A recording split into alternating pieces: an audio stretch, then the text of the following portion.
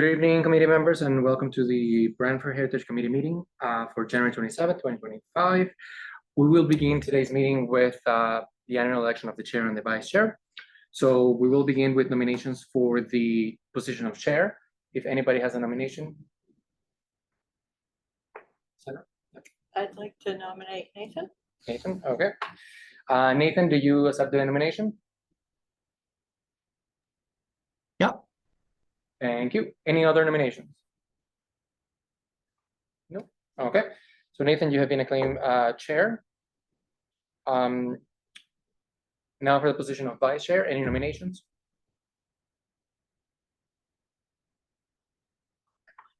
Councilor Simo? I would nominate you. Okay. Please, just to confirm, you were not chair before. You were chair, vice chair before. Vice chair before. And the time before, you were not. Okay, perfect. Thank you. Do you accept the nomination? Yes. Thank you very much. Any other nominations for the position of vice chair? No. Okay. So the position of vice chair has also been acclaimed. Given that the chair is remote, I'm gonna pass it on to the vice chair for the clerking. For the chairing of today's meeting.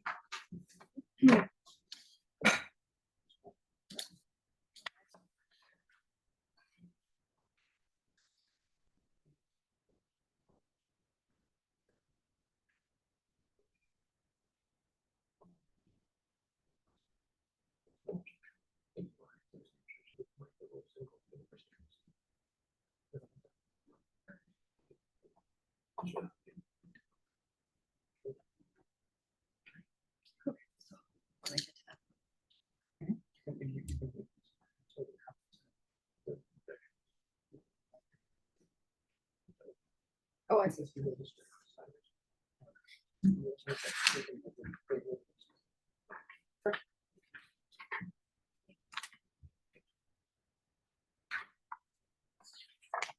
All right. So we will now then commence the meeting. Welcome. This meeting is now called to order. Roll has been taken by the clerk. Rules of procedure are: this meeting is held in a hybrid format in accordance with Article 13 of the city's procedural bylaw. Staff and delegates participating virtually are reminded to keep their video and microphones off until requested by the chair or members of the committee. All cameras for virtual committee members shall remain on to ensure quorum.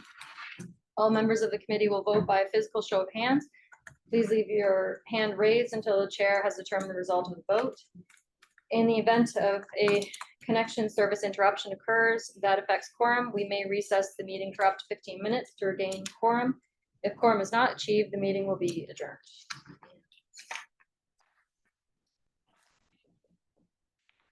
Is there any declarations of conflict of interest with anything that's on the agenda? Seeing none? Okay. There's no presentations or delegations? Yes. Okay. No, all right. for consideration. All right, actually, we've received a late request for delegation from Manny Singh Tour regarding this item of 5.1 proposed alteration to 97 Wellington Street, a property designated under Part B of the Ontario Heritage Act. Through the chair, the delegate does not appear to be online, so I think we can proceed with the rest of the item. Okay. Thank you. Never mind that. So we'll now discuss the items for consideration on tonight's agenda.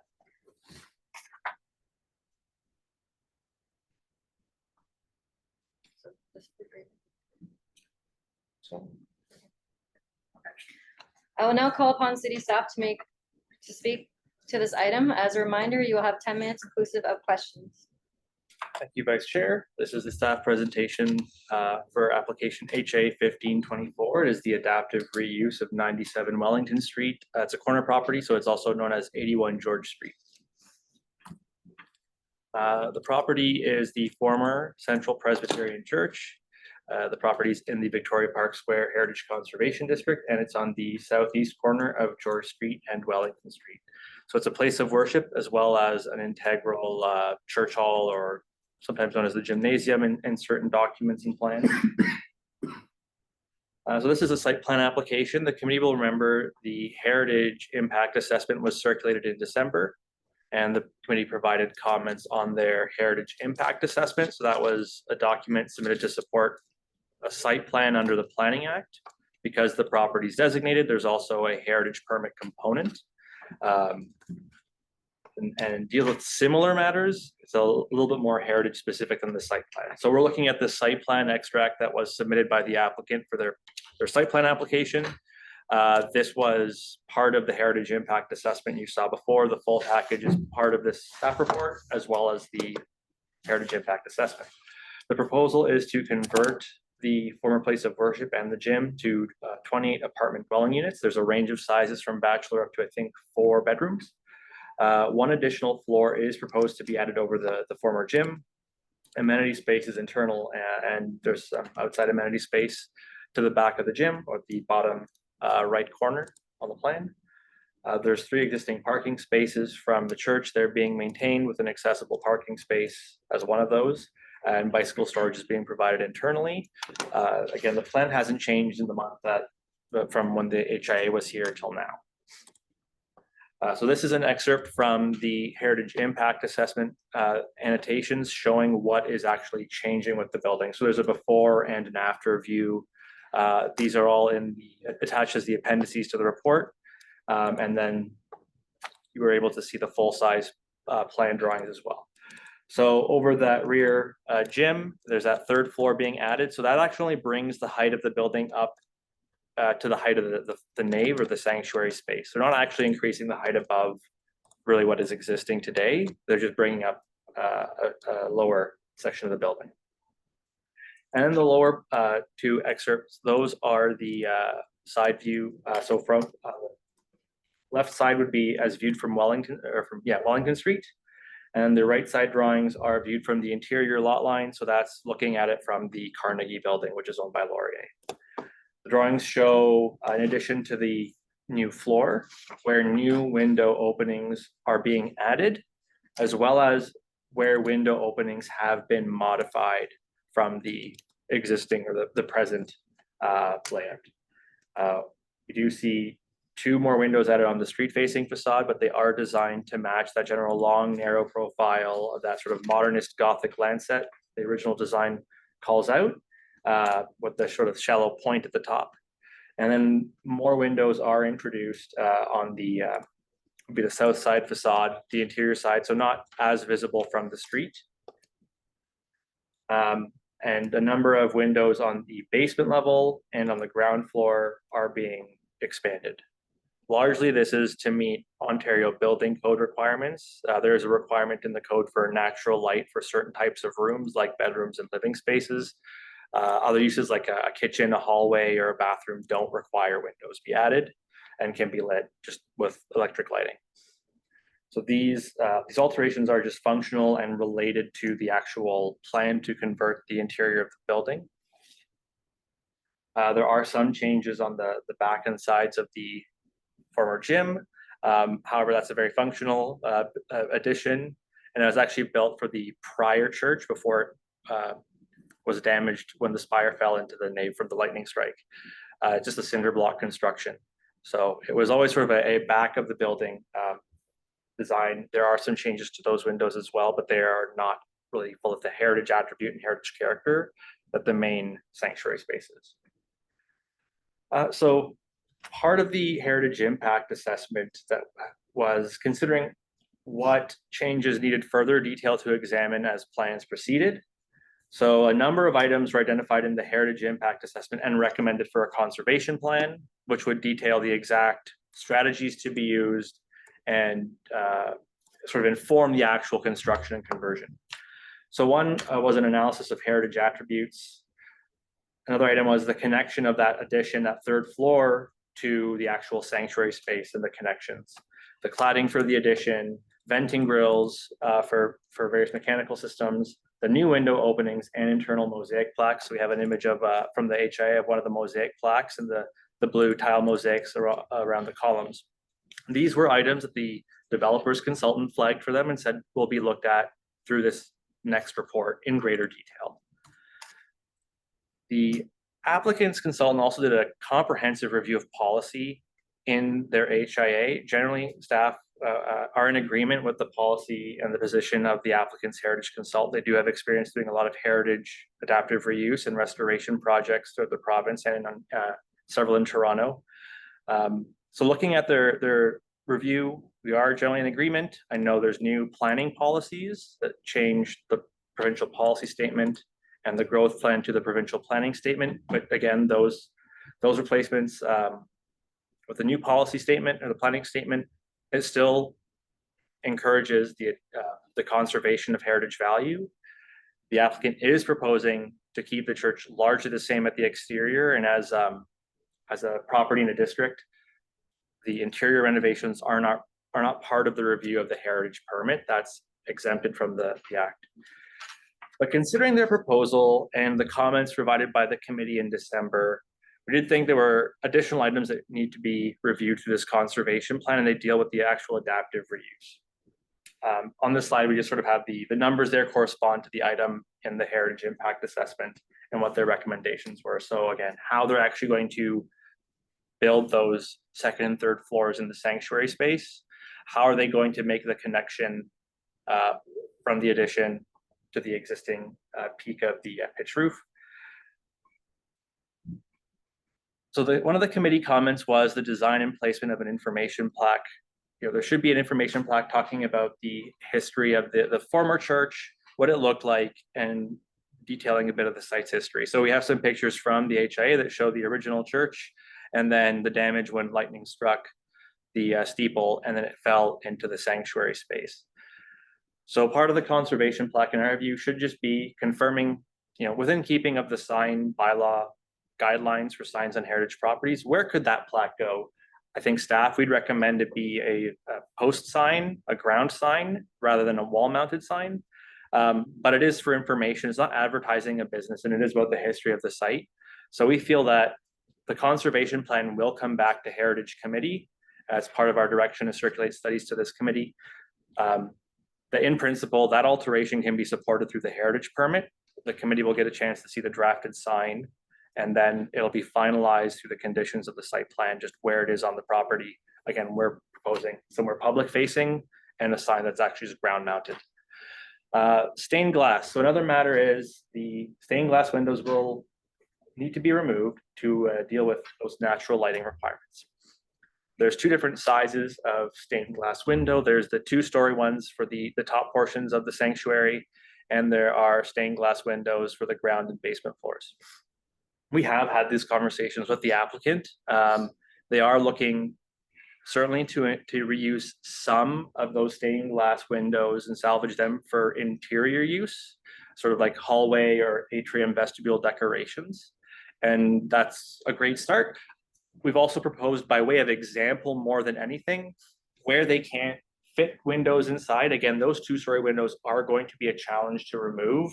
Likely there will be some dismantling, if not loss of some pieces. To then take that glass and hopefully commission an artist who can work with stained glass to do some kind of treatment for the amenity spaces, that back landscaped area, or maybe even some public facing parts of the landscaping, do something that reuses some of that glass where it can't be salvaged entirely and can't be reused inside, and do something to enliven either that corner of the street and the landscaping, or act as part of the amenity space screening at the back of the property. So these are just 2 examples of landscape art and public art from Google. The third option is, again, by way of an example, that is actually a building in the city of Peterborough on one of their main streets. Those are solid red glass panels that were installed on the exterior of that building, just breaking up and adding a little bit of difference from the other historic buildings. So could that be an option? Maybe. We haven't said they have to try a particular style or do something specific, but that would be something we want to see out of the conservation plan. So what's happening? I think it may have been left out unintentionally, but also like a salvaging plan for anything that can't be reused in the development. So the third item we're recommending is a stabilization, or as it's called in the standards and guidelines, a mothballing plan. That is, if this development doesn't proceed, they're proposing to add a third floor. So what happens if something impacts the developer's ability to complete the project? How could we stabilize or mothball the building so that it's secure against weather, rain, water entry, trickle down damage? A window can be sealed up relatively easily, but if you're adding a floor and the project grinds to a halt in the middle of that process, how do we seal that space so we don't get water damage into the building itself? And perhaps someone else can take on the project at a future date. The plan behind mothballing is also they'll provide a cost estimate that can form part of the securities. So if they abandon the project at no cost to the city, we can go in there and stabilize the building with those securities. This would be something you might see with the building code. Our building department can do this, but frequently it's at city cost. And then it's added to the tax rolls, which also disincentivizes someone from buying it. You can look at two examples. In Hamilton, recently there was the collapse of buildings in Gore Park. Some buildings older than Canada. They were allegedly mothballed, but nonetheless damage occurred over time and they collapsed. There's also a storefront some months or about a year ago where the front of this 2 or 3 story building actually collapsed onto King Street in Hamilton. And to date, there are just temporary walls sealing off the front of the building. We also don't want to get to that stage. The building is not unsound. It's just, this is an idea for, that precaution. If something goes wrong, how do we keep the building sealed and safe? And lastly, just the photographic catalog. So we see the photos in the HIA of those interior plaques, the mosaics. They're not easily moved. The plan right now is to document them all and design the connections to work around those spaces, make sure the window openings don't impact the mosaics. I'd like to see some better cataloged photographs of what the interior heritage attributes are. And that can be a record in the conservation plan, like a detailed full-page photographs. They may have all of these already, but they haven't produced them in the HIA. So those are conditions we're detailing as the contents of a conservation plan as one of the conditions to the approval. It's also already established it will be a condition of the site plan approval. So committee will see it. That'll clear the heritage permit condition, and they will also need that conservation plan to clear their site plan and proceed to building permit.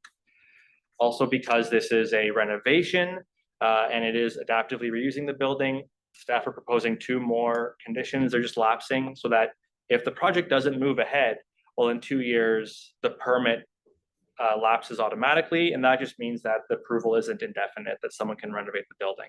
Similarly, if for any reason that building permit is of no force in effect, a new heritage permit would be needed to continue or to change the plan in the future. It wouldn't just be indefinite. We'd have that opportunity for review. So yeah, staff's recommendation is that the application be received and that the application be approved with conditions. But again, matters will come back to this heritage committee in due course with the conservation plan. The applicant is eager to move along, so I do suspect we'll see a conservation plan fairly soon. That concludes my presentation. I'm happy to answer any questions. Thank you, Patrick. May I please have a mover and a seconder for the motion?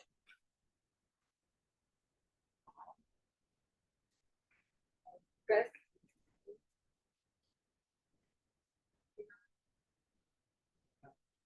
Oh, Pat. And Pat.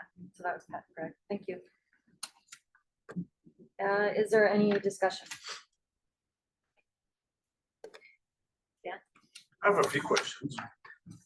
Not just because I can see it from the front window of my house right now, but it's mostly to do with the windows. If a building is designated, are the windows not part of the designation? And why are we letting them take them out?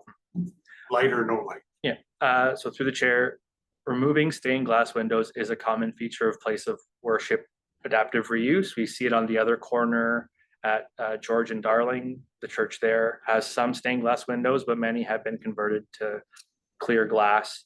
I'm not sure what happened to those stained glass windows themselves. We know St. Jude's, there was an attempt to salvage plaques, but again, windows were replaced with clear glass. And we see it at 21 Richmond on Brant Avenue and Richmond Street, the church there that was converted to condos.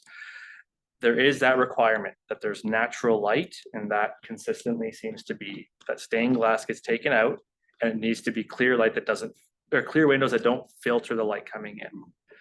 This is a bit of a different case because the designs are geometric, they're abstract, they're not, pictures of of saints and religious scenes. That's you're not going to wake up to someone staring at you or turn the corner in your kitchen to see the light coming through the stained glass window and winning a staring contest. But that is a requirement. And without that change, the building can't be adaptively reused.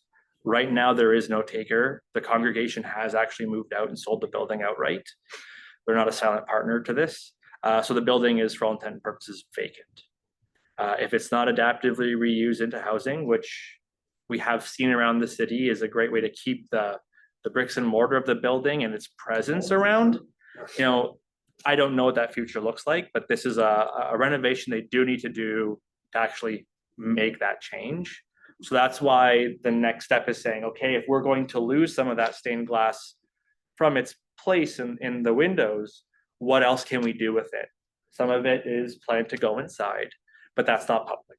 So that's where staff are really pushing to see some of it be adaptively reused into some landscaping features. So there's still a little bit of a tie to the property and to have that sort of liven up that corner. But we'll let the applicant kind of take that first step in their design. And that will come back through the conservation plan. So they will show what can be salvaged, what they're planning to, if they lose it, how will they reuse it on the property? Where can they reuse it? So we're hoping it's not all lost, but some of it does need to come out to keep the building there. The basement windows that they're talking about putting in, are they just for light or are they for egress purposes? That I don't know for sure. I think there might be a mix of both light and egress, but rules are a bit different for apartment buildings, I think, versus That single. changes the size of what they have. Yeah. And has there been any structural, have they looked at it structurally with those windows going in? Like, it's not just cutting a hole and putting window. No, they do have to go for a building permit. I think they've got the submission in, but it won't be able to be issued until this permit is approved and the site plan is given final approval. They have been looking at the structure. I understand it's a steel frame building with masonry cladding, but I believe, if I'm wrong, that is clarified in the HIA. So they have had this heritage architect from the start. And they've been looking at the building. So I'm confident that they're not going to mess up the structure, but they do seem to need to open those windows up, some of them, for that natural light. Yeah. One other question. Yep. I think it was last meeting, we talked about downtown area, redoing all the streets, all the sidewalks. Is that part of the downtown plan in front of that church? I don't believe it is. I think the sidewalks and the streetscaping has already been done in Victoria Park. So it's a little more like Dalhousie, Colburn Street, part of Brant Avenue by the Armory. Just, I thought there could be signage added on the sidewalk or whatever at that time. Well, and that's where that option of like how much of the signage is just a picture and how much of it is actually telling the history, that's still variable. They can design that. They have done the property research. They have a lot of information they can pull from without needing to do more. So I think, if I always like the storyboard approach of telling and not just showing pictures without the context. So I think, we can push maybe using the storyboards in Jubilee Terrace Park as an example.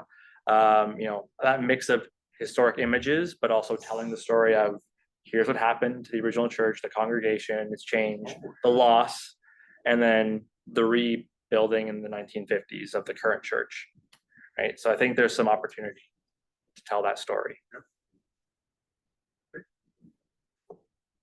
Does anyone else have any questions of staff?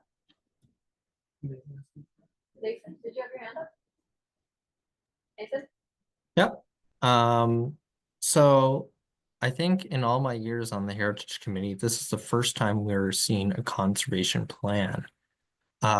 So Patrick, can you speak to a little bit about why this one warrants a conservation plan, why we haven't used this strategy before, or is it only conservation districts that we can have these conservation plans in place, or and kind of why?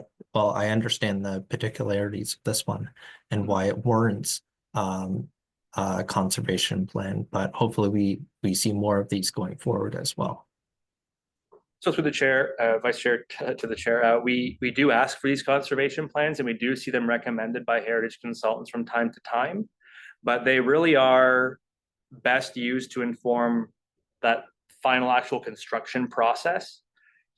So the heritage impact assessment is the upfront work. Here are the potential impacts of the proposal. Here's what's being affected. Here's some conservation strategies. We try to use the conservation plan on designated properties or adjacent to them at the conditional site plan approval stage. So once enough of that design is really finalized that we're confident this is the design that the applicant's going to build, that's the stage we like to have the conservation plan. Sometimes we see them used, the committee's talked about it before, vibration monitoring is like the strategy for the monitoring is kind of encompassed in that conservation plan, right? Sometimes you can just go straight to conditions. Other files where we've imposed this, some just haven't moved to that conditional approval stage where we've gotten the conservation plan back. I can't think of the most recent one we would have circulated. I feel like we must have circulated one to the committee, but I know we do a lot more heritage impact assessments than conservation plans. This was something slightly renamed for the Crystal Cottage move. And again, it was like, okay, so here's the actual route. Here are the planned stages, the road closure. That's sort of almost like the nitty gritty of this is what's going to happen on the day of or as construction starts. That's what the conservation plan covers, and you will be seeing them, but they are that detailed design document. So, Any other questions for staff? Sorry, Tamara.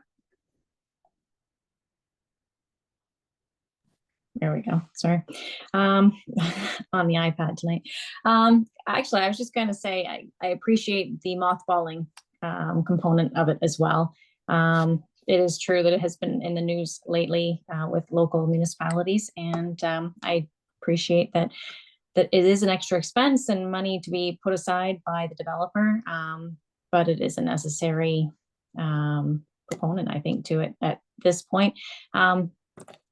The other thing I was going to ask about was the like the inventory or salvaging anything. We've had that issue before where we've requested it, but then the developer has like changed hands, and so that hasn't happened. Is there any part of that would go with the mothballing proposal at all? So through the vice chair, that is something we can do, and we'll also touch on these sort of for a later item tonight. We will talk about a salvaging plan, identify, well, first what the congregation hasn't taken. I think they might have donated their crucifix from the sanctuary to another Presbyterian congregation. Fair enough. I don't know. I just don't know what remains in the actual sanctuary space. So again, some things they're going to try and cover up, like the mosaics. Some things they may dismantle but then reuse, like the windows. So we'll say like clarify what will be otherwise salvaged and donated. It will be a bit of a challenge to say like how do you hold them to actually doing that step. Right. When they make alterations to the landscaping, we can hold them to some of those works. Okay. So there's a fine line there, but we'll try and get an accounting at least with this property. Thank you. Any other questions?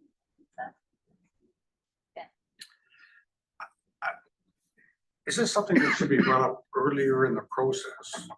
What you were just talking about? Just the number of dumpsters that I've seen at that back door over the last month. Is there anything left? I don't know. I mean, like, should that be in earlier in the process? We can look at it through like the HIA requirements and add that to a terms of reference or make those comments when we get the pre-con. But if they don't come in through pre-consultation, we can't make it proactively. And even then we can't, the challenge we'll have, and this is kind of getting to one of the later items, but the challenge we have is can't really enforce it effectively. You know, a dumpster can show up in a day, be filled up and taken out, and once it's gone, you know, that we can't really subpoena the developer and say, have the driver come back and bring that dumpster back. So we can encourage it. I've seen some municipalities have encouraged it or have done it for developments, but enforcing it will always be a challenge and is likely impractical with just current city resources. But there should be an early stage Yeah, where somebody to get in there to walk through and say, Mhm. this can't disappear. Easier with a designated property. Oh, for sure. With a district, we specifically have no control over the inside. That's right in the law, and we can't force them to keep something. But they also want to be on the good side of Yes. people making the Yes. decisions. And I get this, I understand it, and it is a challenge because you're also saying, this item, we want you to keep it, not throw it out.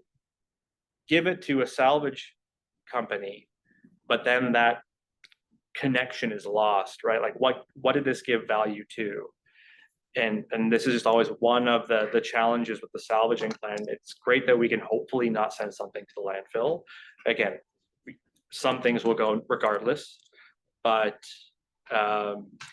it's that back end then, like if they say, yeah, we'll do it, and then they don't, we are stuck in a tricky spot where we really can't do anything about it because we've lost the material. And do you like take away all the development rights? Again, that it's really hard to do that just in general. You can't walk back someone's development approval. So what do we take securities for? Are we going to have someone laser scan this and then we're going to use their securities to make a new one that's just a replica and then give that to a salvage company, right? That does normally take historic material. It's really tricky. So we can encourage it, but that's about the best we can do with our powers. Not that the spirit or the intent is bad. It just, we don't have good tools to affect that part. Any other questions? No? Okay. In that case, all those in favor?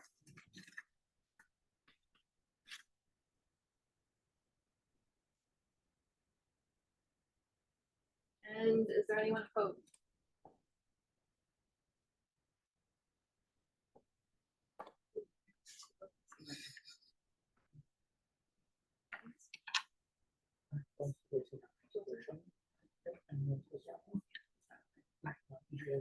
Okay, so that did pass unanimously then.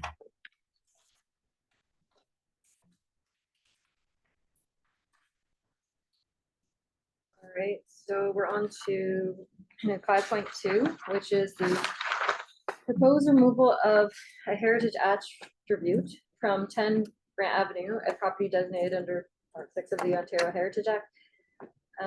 I will now call upon city staff to speak to this item. As a reminder, you have 10 minutes inclusive of questions, please.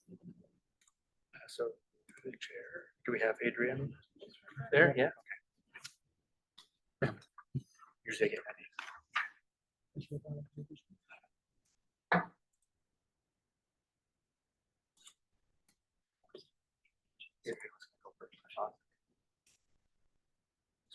through the chair. Adrian, can you hear us? Yeah, all good. Yeah, do you wanna give the intro to this and then I'll follow up with the staff side, like on the heritage side, I guess? Okay, sure, I can do that. Thanks. So through the chair, hello everyone. I am Adrian Briggs, the Arts and Culture Coordinator for the City of Brantford. This is a proposal to remove the German field hauser, which is a World War I gun that was brought home as a war trophy during that time. And basically over a number of years, this is not like a coming out of the blue. This is many years in that's led us to this point. The German Feldhauser has been determined that it is no longer stable to remain outside. If this basically we had a conservator assess the cannon and its longevity if it remained in its current position and current outside, and we are looking at 10 to 15 years from 2022 for it to remain stable and safe to be outside.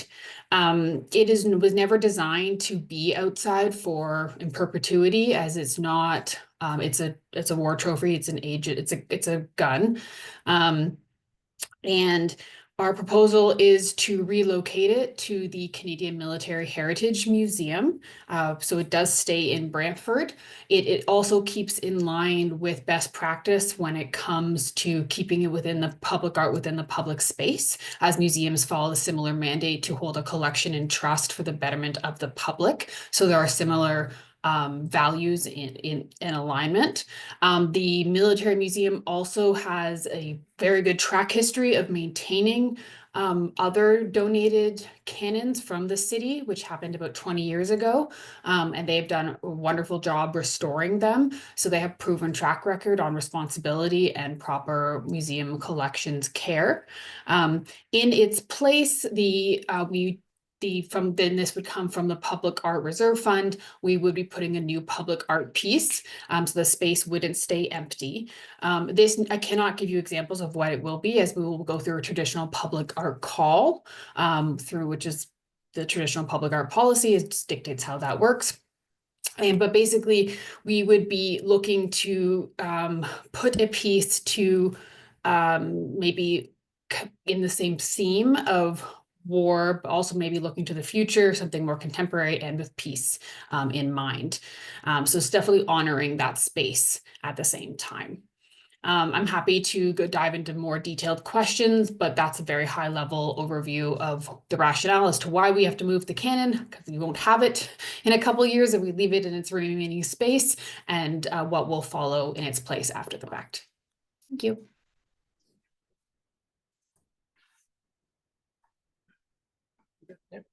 No questions. Oh, Nathan has a question.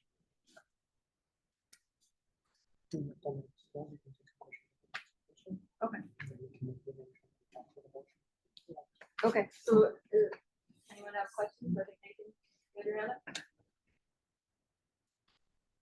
up? Yeah, as soon as I saw this application, I was reminded that we've already been through this process. So through you to staff, did they look back at the historical precedents of this decision in 2017 as part of the strategy? I assume you're referring to the larger group about the long plan that came out of 2017 that was implemented in 2020 about like the War Memorial and Cenotaph Working Group report. Is that what you're referring to?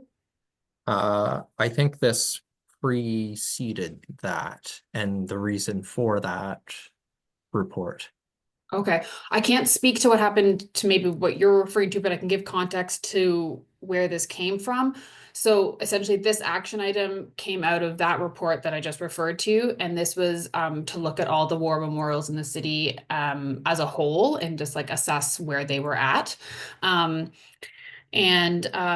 part of the kind of the triaging of taking care of this cannon was to like maybe look at putting like a little dome over it, to look at kind of other ways to protect it from the elements, but that was deemed like not responsible or long-term in the best interest of the object because it would cause other problems.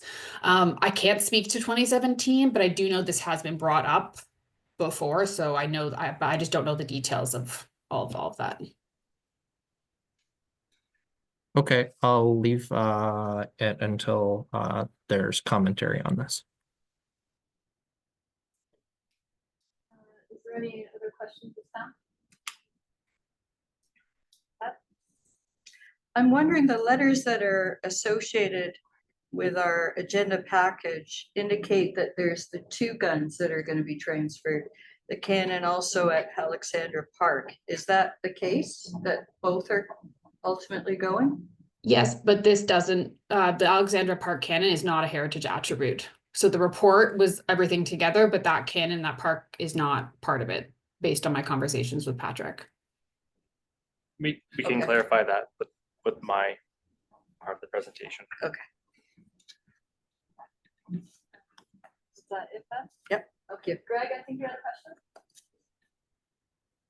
Yes, thank you. Here we go. Okay, is there a framework or an idea of what a framework might be for the public art? Like, is it gonna be something that is comparable or fits with the environment?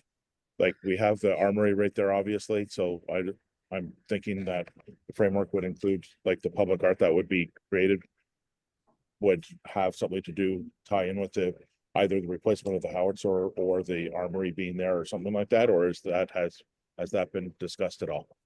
We haven't gotten into like the nitty gritties of the artist call yet, as we're still very much in this first like preliminary estate like approval process. But it would definitely keep in the theme of commemoration and war and peace, and maybe looking, but maybe a more contemporary piece. And it would fall in the same footprint as where the cannon sits now, also on that concrete slab. So that would be the parameters of where that piece would fit itself. Also keeping in mind that the Boer War Memorial is still in this park at this present time, and I have no plans to do anything with that. So that would also, that piece would need to be complementary and keep that into the space. So whenever you design a public art call, you always keep the surrounding context in mind when you do it. So yes, in a long worded, yes. Will the storyboards be moved along with the howitzer to the museum? Yes. Thank you.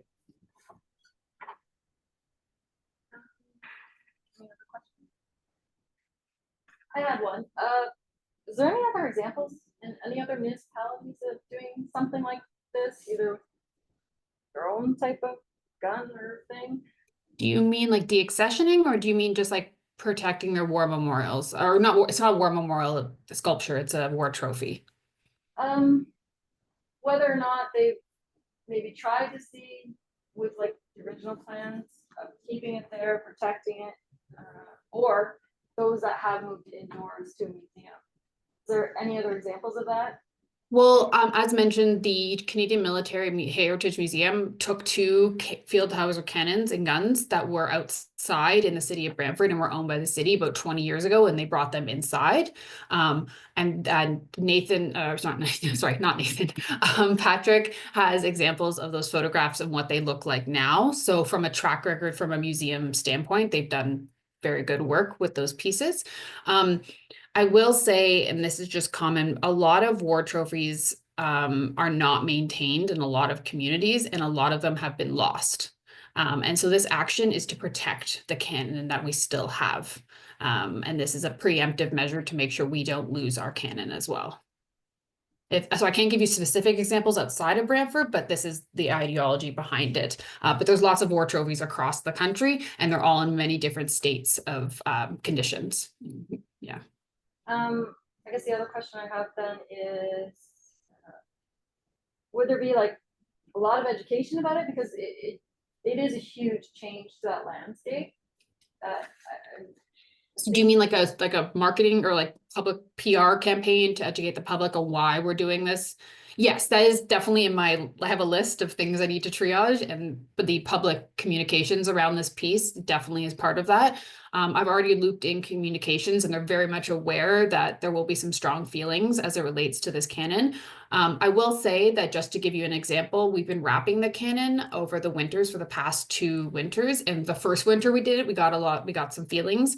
Second winter, we've had nothing. So I do think that communication and understanding that we're doing this in the best interest of the cannon I think it's a good stepping stone, which will hopefully lead to more communications, to your point around this. Thank you. Andy or Councillor Samuels?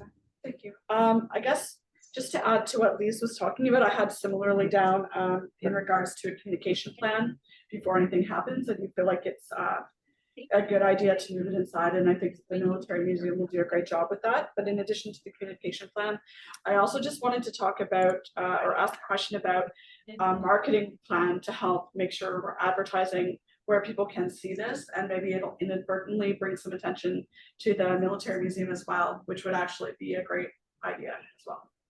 So I don't know if you have thought of that so far, but I mean, it definitely dovetails really well with my other work with the BMGA and kind of working on promoting our local museums more broadly. The BMGA, I'm sorry for those of you who don't know, that's the Brantford Museums and Art Galleries Association, is going through some big changes in a positive way to hopefully get more funding, more branding, and more promotion. So I think that dovetails really well to your point about creating more awareness about our local assets and how people can access those heritage and monuments and museums in the community. So I love that idea. And I think there's definitely ways we can make sure that's communicated. Yeah, absolutely.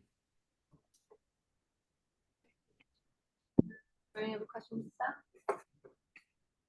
Seeing any? In this case, Patrick, did you? Oh, sorry, Greg, I'm sorry. You do have your hand up, Yeah, correct? it's all right. I have another question. Just doing a quick search here of other communities across Ontario, and I've just examples I found are in Bath and Brockville of other communities that have World War I German artillery that captured and they seem to be outside, and I don't know exactly what the case is, but just wondering if part of the plan might be before we decide 100% to reach out to see what those communities might be doing. The one in Brockville, it looked like was right in front of their armory. The one in Bath looked like it was in front of the Legion or something like that. And just wondering if there's a possibility of reaching out to see what they're doing to try and maintain the length of how long these pieces can survive outside. Just to give you some context, the cannon had a massive conservation plan over the past maybe like 10 years. It's had 2 really big conservation efforts put into it. And the most recent one cost about $75,000 to do the conservation on the cannon, and this was in 2022. At that time, it was deemed by the conservator that be due to all the just being on it's an extremely salt and corrosive area due to salt spray. So there's in museums conservation, there's agents of deterioration. So the salt spray from the road is very damaging to rust and metals, which is the whole cannon is metal. And it's corroding from the inside. And there's no way to access that and without taking the whole thing apart. And it's too fragile to put the pieces back together without them snapping. And so basically what's happening is the cannon was conserved to as much as it could be in 2022, and the conservator basically deemed that it is no longer viable to be maintained outside because of 100+ years of environmental factors affecting corrosion, salt spray, flux of temperatures, increasing of metal expanding, acid rain, water damage, and just kind of agents of deterioration. So I can't speak to other communities' examples because theirs could be in parks and less salt spray might be affecting it. It could have had more consistent conservation efforts from like inception to present day. And so there's multiple factors that come into the lifespan of these objects. And so while we can look to other communities for examples, they're not necessarily comparable examples on the state that the object is presently in.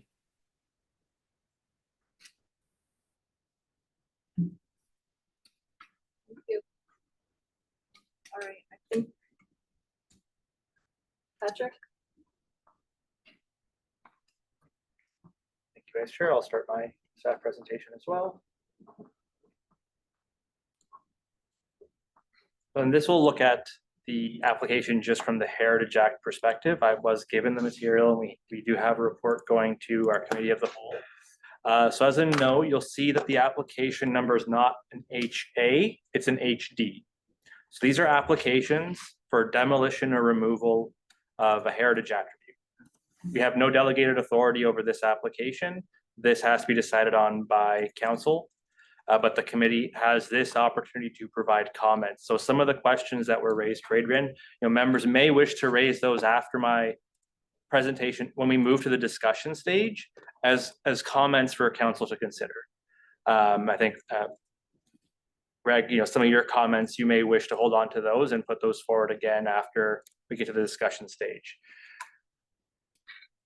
So the subject property here is just 10 Brant Avenue or Jubilee Terrace Park.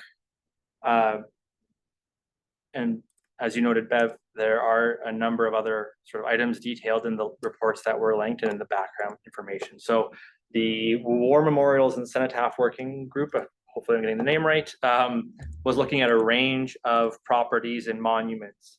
But right now, Jubilee Terrace Park is the only one of the two cannon-bearing parks that is actually designated under the Ontario Heritage Act. So while we do have a War Trophy cannon in Alexandra Park, it's not designated, so there's no heritage process to relocate or remove the attribute. But the designation bylaw for Jubilee Terrace Park is attached to the report. It's bylaw 18796. So as Adrian noted, the plan is to relocate the German field howitzer, which is a World War II artillery piece captured in the Battle of Amiens, to the Canadian Military Heritage Museum. The gun itself, again, was a war trophy, so it was designed to fire artillery shells, but the lifespan was likely indeterminate and not nearly close to 100 years. The gun is designed, to be cleaned by the regiment that would be using it on a fairly routine basis, but also likely that this cannon could have been damaged in the war and melted down to make a new piece of artillery. As it stands, it's not designed to be parked near a road for about 100 years. And as we do know, salt does really exacerbate rust. So some of those conservation steps that Adrian had referred to, and Nathan has some background history there. So the 2018 condition was, I believe, the actual first planned restoration of the cannon. And that was you can see the condition there and how rusted it was in 2018. Following that, and some restoration occurred. That's the pictures of it, the second image, 2021. So the Toronto conservator who took the second photo was still noting damage caused after an extensive restoration project. So there is, for example, in the top middle, there is cracking and pitting in the new paint and signs of attempting to use a putty or an epoxy. It wasn't successful. And so the rust is still peeling and expanding under the paint and breaking that paint open, which lets more water into just the blast shield panel. The wooden tampion, wood will crack and expand. And so that means now, even though there's a new tampion in the cannon bore, water will seep into that. There will be fungus developing. Water will then make its way down in through the barrel to the chamber at the bottom, where there are much smaller, finer pieces. Along the bottom, we see images from the rear of the gun. So this is where the artillery shells would be loaded, the mechanisms to aim and align the cannon. Rust, there are areas that were missed in the conservation attempt. Rust is also building up in those harder to clean and to inspect areas. Again, just the way it was designed, there are inaccessible spots. And then you also get that rusting together. That means you can't dismantle it, that Adrian referred to. The last picture I really want to draw attention to is the one in the middle, or I guess bottom to the right. That's a view underneath the actual gun carriage. And there's rusting out happening where material is getting up either into or condensing into that metal frame. And now it's rusting out from inside and falling down. So there are more extensive pictures in the conservators' reports that are attached to this. But again, in this case, this is looking at what is a heritage attribute of the park, and there were 4 cannons. We have postcards, historic postcards that show 4 cannons pointing 4 different directions displayed in the park as war trophies. But 2 have been donated to the museum. 1 was just lost due to deterioration and a lack of proper conservation back in the day. I don't have a date for the loss at hand. But considering the goal of heritage designation is about reviewing change. It is about protecting properties with that value to the community and making sure things aren't lost outright and change doesn't happen without consideration. It is not a freezing of a property in time. This one is admittedly a little challenging because it's the removal of a heritage attribute from park, and this feature was in the park for, again, almost 100 years. Actually, no, more than 100 years. But looking at this alteration, and the goal is ultimately, while we're removing the heritage attribute from the park, we are not losing the heritage attribute from the public.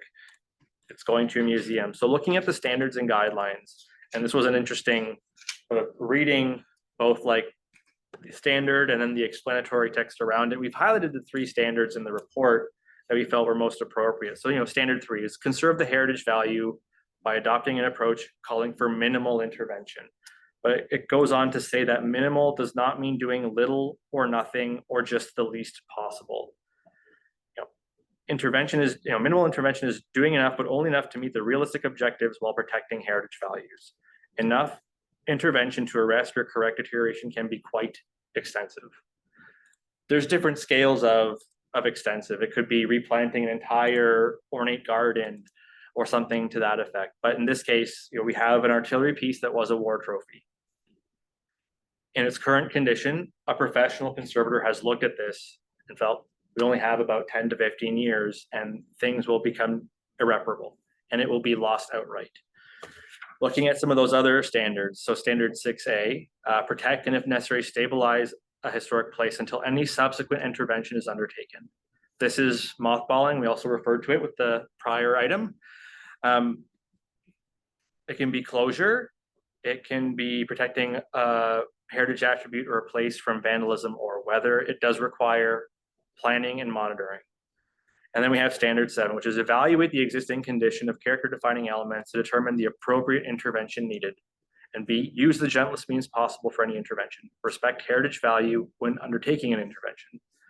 But again, we see those qualifying explanations in the standards and guidelines that we've quoted here. So if the condition reveals a weakness that threatens the historic place's long-term survival, the standard requires assessment and options analysis to determine the appropriate course of action. Often when you partner this with standard 3, it's only where the existing condition is actively causing further deterioration or weakening that you have those minimal interventions that are actually quite major in scope.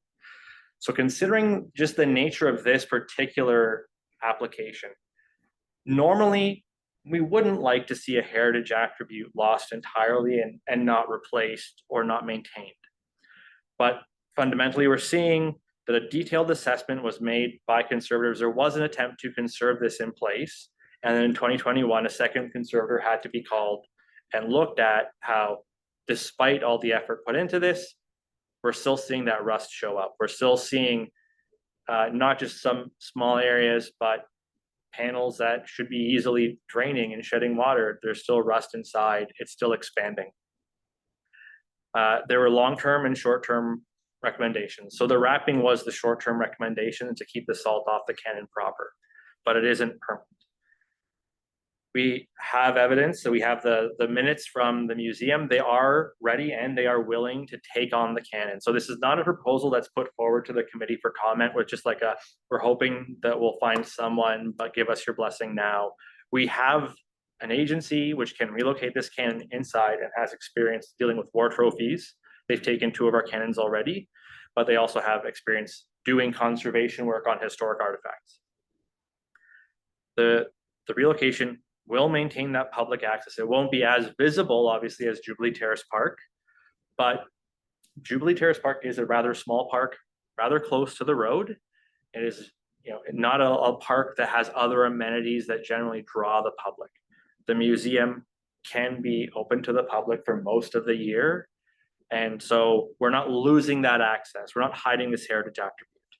And that relocation will allow the cannon to be conserved over a longer term than is even possible outside.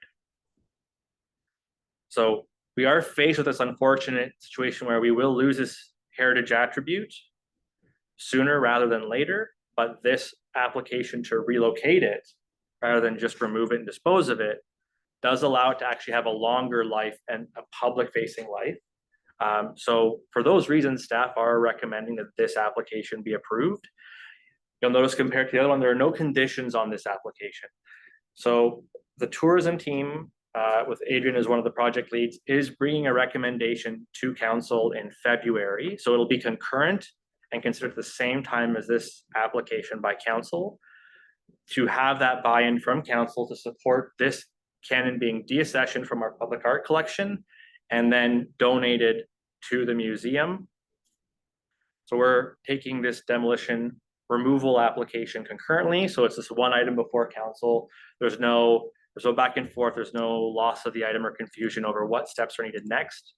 What will be detailed to committee of the whole, and the tourism team's plan is, once there is a plan for what goes in its place, only then would it be removed. The anticipated timeline, I think, is about a year away. So there will be a wrapping of the cannon. It will be present for Remembrance Day ceremonies in 2025, wrapped throughout the winter, and with relocation sometime in 2026. The designation bylaw will form part of the artist's call package that they review and use to sort of get their inspirations. The tourism team does look at the public art process and look after it. But then when something is proposed, we'll have a new heritage permit related to that installation. So what is actually going in this cannon's place is not part of this application, but it is something that will come back to the Heritage Committee before the installation stage. But again, we're looking at this application, this cannon, and again, while it's ideal to have it stay in place, it is not feasible. This is an appropriate removal of a heritage attribute because we're not actually losing it from the public's ability to experience it. And it is going to a capable organization. So with that, staff are recommending that the report be received and that the Brantford Heritage Committee's comments be included in the future report to Committee of the Whole. Again, we're targeting February, I want to say February 11th. February 11th, Committee of the Whole for some discussion. That concludes my presentation. We're happy to answer further questions. Thank you, Patrick. Is there any further questions of staff on this item? Nathan at first? Okay, all right. Nathan? Yes, was there any consultation with the federal government over this? So through the chair, not from heritage staff. My understanding is we do own this cannon. It's not on loan, for example, from the Department of National Defense. I can give you some background on how war trophies came to most communities across the country. Essentially, after basically when the war was coming to a close or when there was like big battles, they basically just stockpiled war trophies. And there was, I'm forgetting his name, there was a gentleman appointed by the feds during World War I who thought that communities would want these. And that's how basically these were distributed and donated to the community. So the federal government doesn't have any jurisdiction over these objects. They are owned by the municipality. They were a donation. They were a gift. And also from that context, during World War II, a lot of these cannons across Canada were actually melted down and used as scrap metal for World War II initiatives. So it's a lot of these cannons and communities have lived many lives depending on where they were placed. Unfortunately, yeah. So to answer your question, short answer, no. Yeah.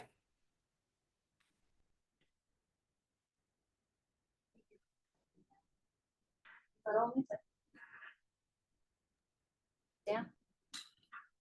To me, it almost seems like it's a bit of demolition by neglect. That in 21, we were told that it was rusted, it was going to keep rusting through.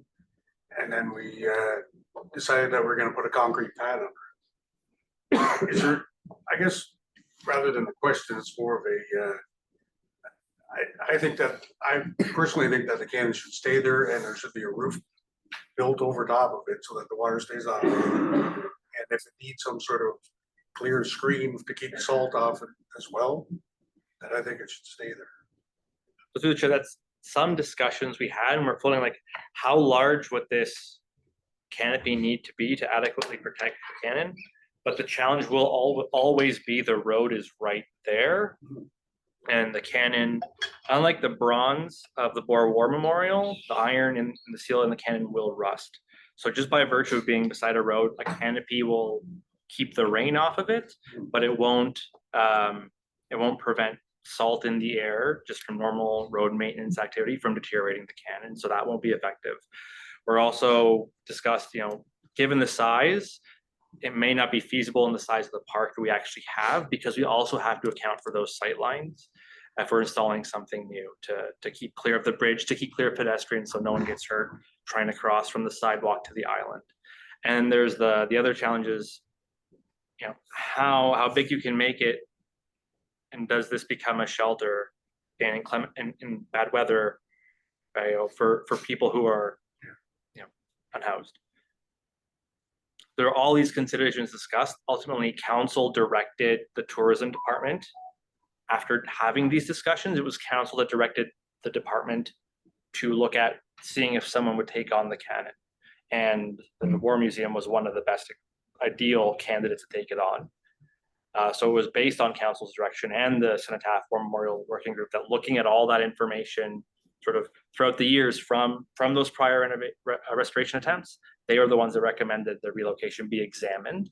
We have a candidate who's willing to take it. So that's why the application was being made to council to say, well, we were able to do that. What you directed us to do, we're able to find a good solution that meets almost all our criteria. The only cost is it has to come out of the park. That's it. Counselor Samla? So I just had a question about the cannon in Alexander Park, and I don't think we've really heard a lot about that. And then I also want to know, although it's maybe not designated as a heritage, it is a very special piece in that park, and is there something going to be put in its place? So again, as the chair, the Alexander Park cannon, we just don't have jurisdiction over through the Heritage Act. If it's not a designated property, it's not subject to the heritage permit process. So I realize we're not voting Yeah. on that, but I would, it's been brought up. I'd Yeah. like to hear the answer. to the question. That would have to defer to Adrian. I'm wondering if a memo is because we haven't had the discussion on this item at committee of the whole yet. We could possibly give Heritage Committee members sort of an update or a follow-up after the February Committee of the whole meeting, just to understand some of the discussion. Or you can also attend, you can delegate if you'd like, provide individual comments to Adrian for that report. Or you can watch it on YouTube. It will be live streamed like our Heritage Committee. I can't really give too much That's other fair. info on Alexander Park. Yeah. And then for what goes in its place, I'm assuming you are referring to Jubilee Terrace Park or Alexander Park as well. Then that'll be discussed in the tourism and planning report that goes to committee of the whole. So we can forward that agenda once it's public. I can give you a short answer. Yes, there will be a new piece to replace it, but it will be more inland to the park because it's too close to the road. It's getting damaged. And the base of the cannon is wood. It's been replaced multiple times and there's fungi growing on it. And so this is a preventative, this is this proactive approach to preserve the cannon and remove it from that salt spray from the road. So yeah, so that it's a similar rationale to this cannon. They both follow along the same lines. Okay, thank you for that. Other questions with that? Oh, Greg?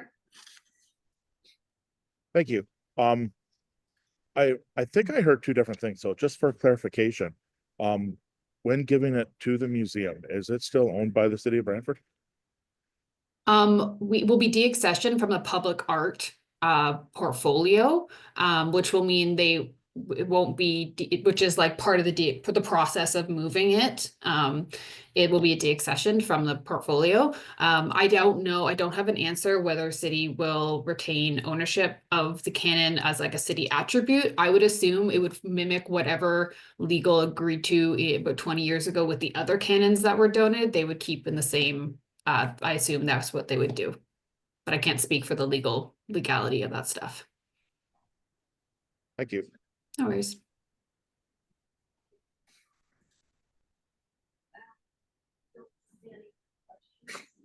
So in that case, I believe I'm looking for what comments we want to have approved as staff report.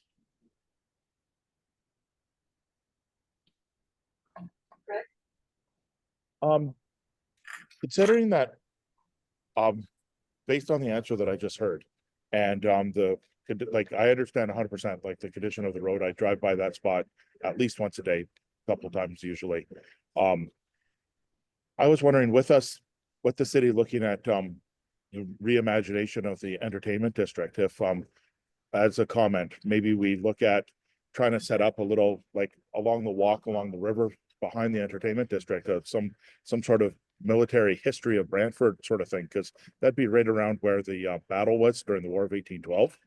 And we could start with that point, or if there's other stuff that further into history that I'm not familiar with, we could show those points And then we could bring the cannon from Alexander Park. I think that's the name of the park, with the cannon from the Crimean War.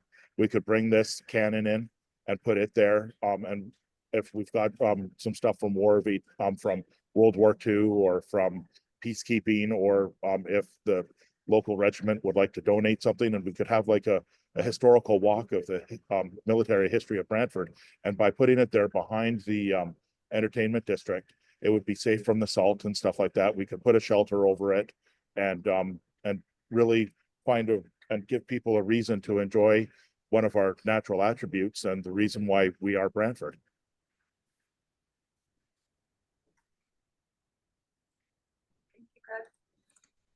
Is that a comment, or do I weigh in here? I don't No, know. it was just, Oh, it was okay. just a comment, Okay. I'd like to have that kind of added in as a comment, to retain ownership of the cannon, with the idea that when we redo the entertainment district, we look at adding to the outside components of the entertainment district, especially along the waterfront, and have, like I said, a historical walk sort of thing of the military history of Brantford. Because I know I'm a classroom teacher in the Brantford area, and most students don't even know why Brantford is called Brantford. And so that would be a really neat way to do class trips and stuff like that, and be proud of and show off our history.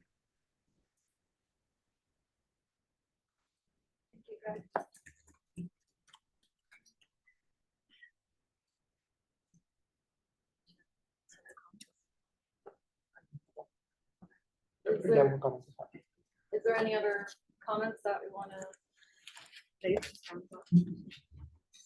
Jason? Okay, so when I saw this report, I immediately did flashbacks to 2019 or 2017, and I had remembered conversations that I had with Jeffrey Moyer and the Great War Centenary Association people, and they went to council and they did a delegation.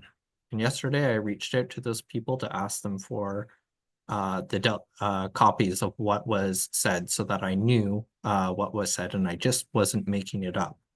So according to the report on the Commission on War Records and Trophies drafted in 1920, all trophies should remain the property of the Dominion, and if the municipality or other body to whom the allotment is made neglects or becomes unable to take care of such trophies, they should revert to the government of the Dominion. No such trophy or trophies should at any time be sold or otherwise disposed of or deaccessioned, as staff said, by such municipality or any body. So the municipality cannot do this and should not be doing this.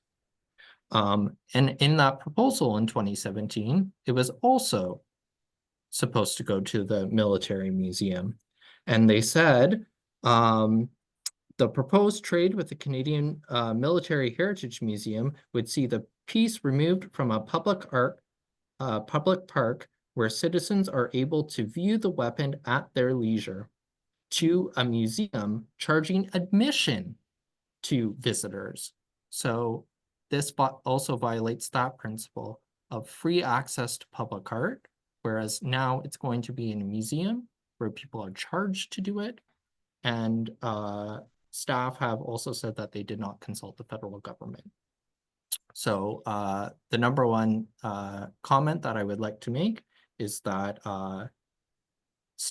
staff need to reach out to the federal government on this, as it is not their property, it's the federal government's property. And two, it should not be in a museum that is charging admission to the public. It should remain free. I can jump in there, Nathan. Couple things. Just one more thing. The military museum is free. They went to a by donation system a number of years ago. And so there is no fee to access the museum. So if people choose to donate or not, that's totally up to them. And so it will still be accessible to the public. There isn't a financial barrier to access that, so I can address that concern. In terms, I can't address the federal component. I will say that if we don't act to protect it, it will no longer exist. And I know, as Patrick has indicated, this is very much a rock and a hard place, and I understand the concern about the change. But I did do my due diligence on all my research on what we could have done, whether it be like a pergola, whether that be like a box to surround it. But there were many barriers and pros and cons were weighed quite heavily to make sure that we were making the right decision. I don't make this decision lightly.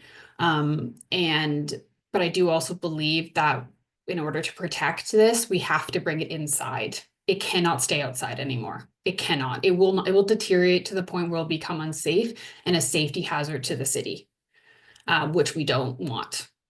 So while I understand and I hear your passion and your concern, I do think that this is something that has to happen, or we will lose the cannon completely. So thank you for your thoughts on that, though. I appreciate it. I'd also like I'd like those comments to stand because they need to stand. And then I would also, I know Greg had mentioned some municipalities, but they also mentioned the municipalities of Esquimalt in BC and Niagara Falls, who had also recently restored their cannons. So perhaps those municipalities also did something in terms of like an enclosure-like thing, like Greg had mentioned, to be further investigated. Thank you. Thank you. Beth?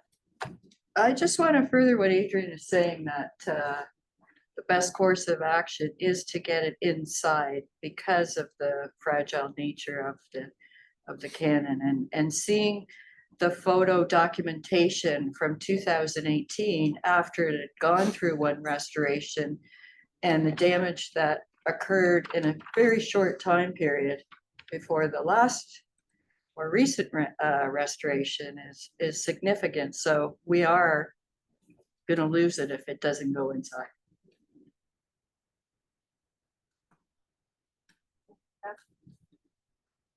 Is there anyone else that has any comments they want to add?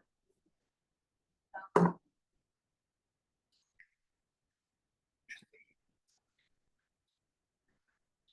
not sure it would be a comment or more of a question, because it was kind of mentioned how there potentially was.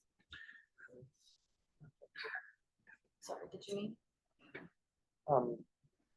If there are no other comments through the chair, if there are no other comments, I can speak to the comments that we have right now.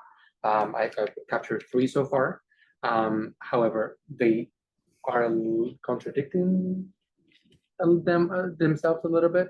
So the first one that I have here is, I'm gonna read them for members to see if I captured them correctly, and 2, to ensure that the comments provided to staff are cohesive. So the Brantford Heritage Committee recommends an exhibit that highlights Brantford's military history behind the entertainment district, with inclusion of the cannon in question. That was from Member Wilson.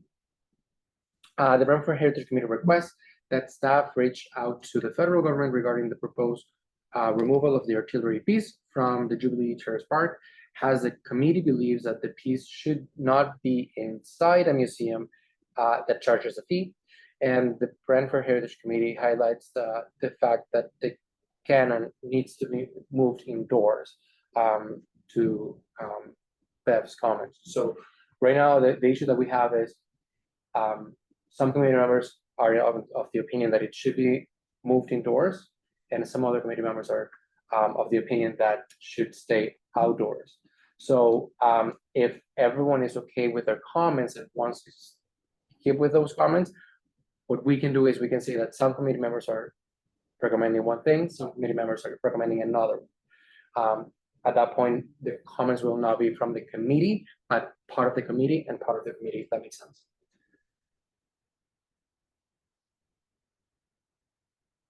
Any questions? Sorry. I was just trying to think if we've ever had that, not while I've been, I've never had that experience. Counselor Samwell? Yeah, similarly, I was wondering about process and what that means. When we're having comments come forward that are not agreed upon as the committee, it doesn't have the strength of having the committee in agreement, I would say. So I was just wondering about that, and has this happened before? Through the chair, I don't think this has happened, at least with my time here, that are so opposite from one another, literally indoors versus outdoors. There are different ways to go about it. The first way to go about it is saying that the committee, some committee members recommend staff to move it indoors, and we can highlight the benefits of it, for example, the preservation. Some can highlight the concerns of moving it indoors, staying away from the public, and having the issue of a fee or a donation, as Adrian explained. We can have it that way, or procedurally we can vote item by item, and then whatever item carries, it's whatever comments the committee agrees on are forwarded to staff. So it's For me, I would feel that, well, it might be maybe one of the first times ever, at least I've been on this committee, I've been here since 2011, that we've had contradictory comments. I think it actually will reflect what we're all feeling, and I think what our community is gonna feel. And anyone who has any history with how significant this is and how, like, I know myself, I'm torn, because at first I thought, no, absolutely no, but I'm going back and forth thinking, like, if it's potentially 10 to 15 years, we could lose that. And I didn't know if we could include that in comments, but I think we should. It was kind of said that the trophies, the war trophies, we kind of asked different communities if they wanted them or whatever.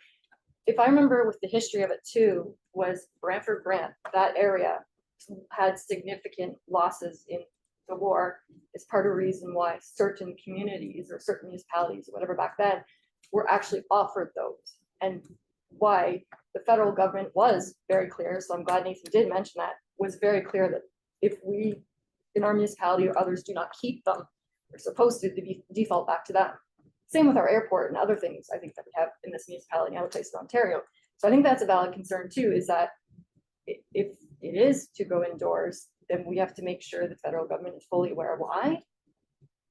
But I do wish that we could explore if there was some option. Like I love Greg's idea. Unless there's some way to replicate something, I have no idea. There are cannons in London, Ontario, in their park, 2 of them. They're not near a road. Greg? I have no problem with my comment being amended to that, if we were to, like my idea, if the cannon were kept in an enclosure of some sort, like whether it's like, not quite a garage, but like a, what, shoot, my mind just went blank, but like a, some sort of roof and walls around it, but like maybe keep one side open, or there's a doorway into it or something. I understand 100% that, that it needs to be it needs to be protected from the weather, but it was also stressed quite a bit about how the salt from the road splash was a major factor. And so if we were to move it so that way it was still accessible to the public on City of Brant land, away from the corrosive salt, I wonder what sort of effect that would have. And that's why I was thinking of why I proposed what I did.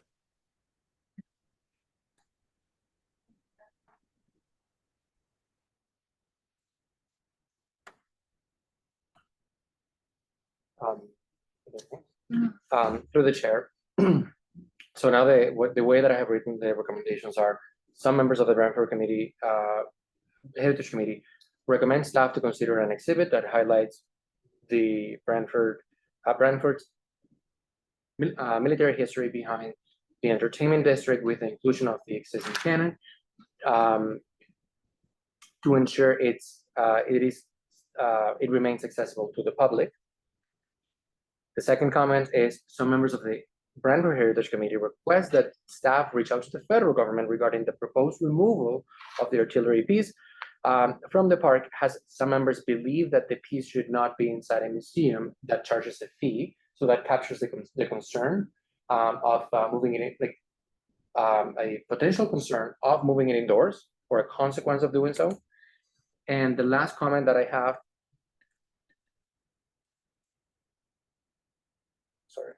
the last comment that I have is that some members of the Heritage Committee highlight the fact that in order for the cannon to be preserved, it needs to be moved indoors.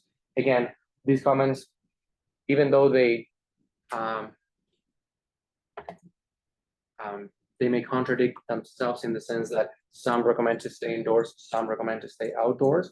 I think it gives staff the opportunity of why certain committee members are, or the concerns that some committee members have of choosing one option versus the other.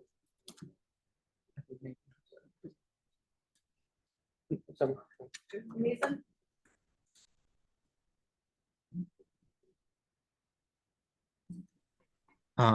Yeah, sorry. I was just trying to look at the Military Heritage Museum, and I do see that admission is free. So we can remove that part about the charging of admission fees. However, I would also like to add that they are closed a significant portion of the year. I believe they operate between May 1st and September, or sorry, yeah, May, or the spring, around March break until September. So it is not accessible to members of the public throughout the year. It's only during certain times of year that it is available for the public to see. Thank you. Through the chair, I have changed those comments, remove the fee, and now saying that the facility holding the piece may have limited time hours. Counselor Samwell? So I just had a question, I guess, in regards to some of the comments that I've heard tonight, and that I don't think that it's been captured there. I was wondering about the part where everybody was talking about if we weren't going to be keeping it, what happens if it's supposed to be given back? Like what Lise was just saying, or I think Nathan had mentioned something similar. So I just wanted to clarify if that's accurate, and should we be including something to that effect? Through the chair, I think there was a second comment. Some members of the Brantford Heritage Committee request that staff reach out to the federal government regarding the proposed removal of the artillery piece. Okay, so just in general, okay. Yeah. That's fine. Just basically to investigate further any legislation piece. Okay, that was the part that I thought that was missing, was just what we were reaching out to them about. But that's okay. If it's fine the way it stands, I'm comfortable with that. It wasn't my. I'm happy to include that in the recommendation as well, like for the purpose of. I'll defer to the person who made the original comment, which was not me, so. I believe, oh, that was Nathan. That was me. Sorry, what were we trying to add there? Because I think it's fine. Can you repeat what you were saying, Mandy? No, I was just looking for clarity about the part where you had mentioned that if we weren't, like, if we were not keeping it, if we had to keep it, or if we're not, then what happens with the federal government? And if you're comfortable with just letting them know and discussing it with them, then that's the way it stands in there, then I'm comfortable with that. I just wanted to make sure it was captured properly. I'm not explaining it well. I know that. It was Lisa's comment after yours that was made me think of it. Since I kind of commented too, reflected the same, I would just say what you said. We should put that part, because if it's someone who's not watching this meeting now or later, and someone does not read the minutes, because it's not reflected in the minutes, they won't know what that means. Yeah. So I think it needs to be clear exactly why. Sorry, can we say then reach out to the federal government concerning the ownership of the cannon? I believe that would be. The ownership and perhaps disposition of the cannon. Yeah, the disposition / ownership of the cannon. That's fine. I believe that's what you read. Yeah. Correct? Yeah. Okay. I just want to make sure that we can use the same wording for consistency as well.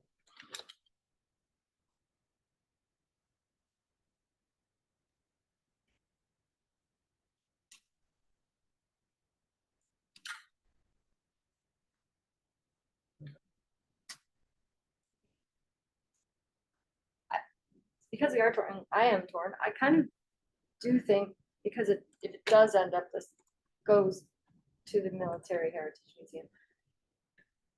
I kind of think we are at least in a unique place in that way, that there is someone willing to take it and safely keep it for the public to access it at certain times. And to know that it would be conserved and last for like another 100 years or more. I think we should also include that, but that also reflects how torn we are, but also shows appreciation for, like, there is an option. Other places may not have that option. We do.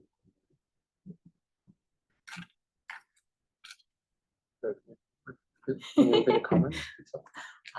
Just, okay, basically, I'd say Brantford is in a unique position where we do have someone willing to take care of this significant piece of history.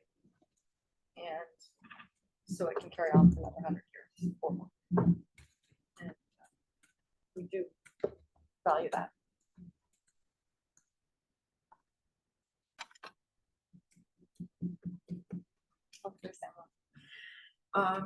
I just wanted to add the comments. I agree, I'm rather torn too. I mean, I'd love to see it be able to stay outside, but I also want to make sure that it's around for a really long time, and being outside is going to support that. And I do think that the Military Museum will take a really good care of it. But I wanted to make sure that the comments were reflected, that we're recommending that there's a strong communication plan around it moving, if that ends up being the final decision, and also communicate like a promotional plan or marketing plan, that we're recommending that that there's a marketing plan around marketing Cameron and the Military Museum. And I know Adrian's working on some stuff with that, so if there's a better way to word what I'm recommending, I'm open to that, but I think that that needs to be captured as part of the Heritage Committee recommendations.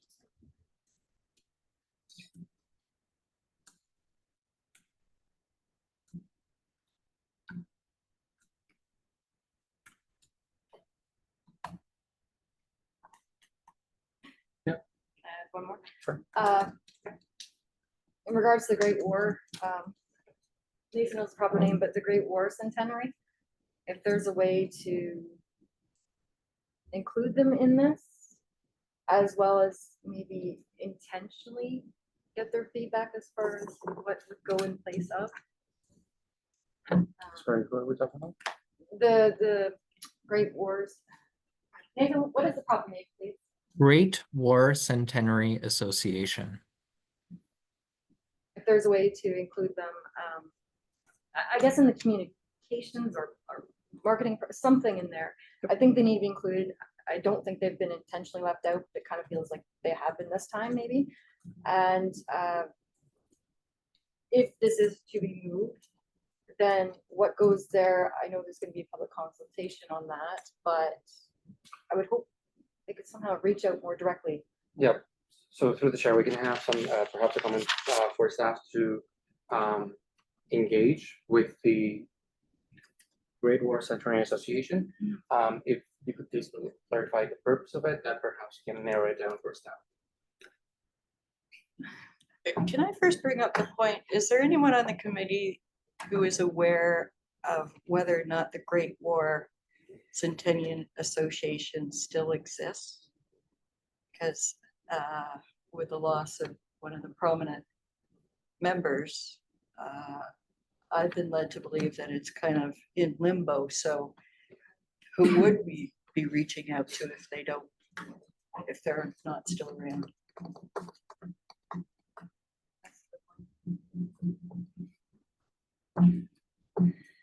Through the chair, it can be a comment for staff. If there's no association to reach out to, then at least the committee can provide a comment to staff, I believe. And staff can do the due diligence or of engaging with them if they are still active, if it is still an active association. At least you guys can collectively put that suggestion to staff, right? Should we broaden that at all to include the region? It is up to the committee, but again, I think it I would don't know be who's consulted in the past. through the chair. I think what we need to find, what we're missing here for this comment if the purpose of the communication is engaged with them in what capacity. I know staff could, from Heritage has other opinion on this, but I think it's important for staff for the committee to indicate to staff what is the purpose of engaging with them. Also for communication department, for example, why are we engaging with them and in what capacity?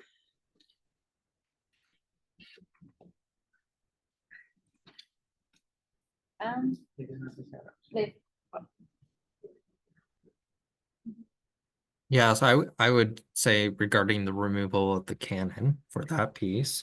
I also have two names potentially that were members of the Great War Centenary Association. Megan Cameron, who was a teacher as well, and Dr. Andrew Arochi, IAROCCI, and I believe he's at Western in London. And he was also part of that delegation in 2017.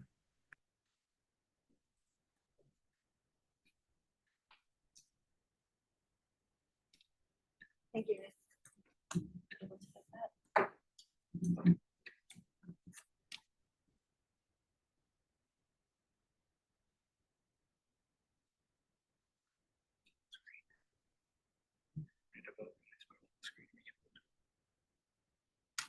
Yeah, how about just like one word down the comments, we can sort of throw on the screen, do our doc, they can vote on it.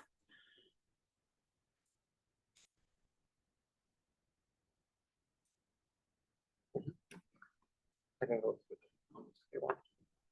Can you please go through the comments for us? Thank you. So the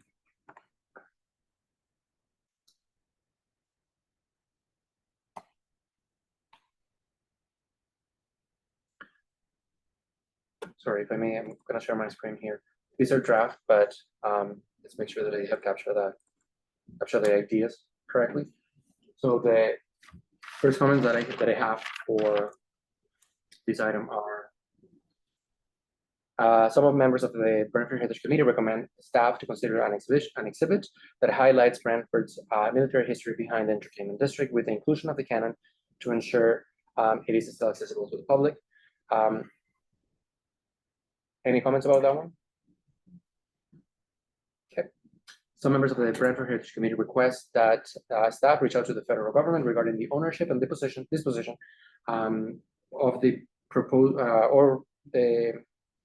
removal of the artillery piece from the Jubilee Terrace Park. Has some members believe that the facility holding the piece may have limited time hours, that being the museum. Apologies for the grammar mistakes there.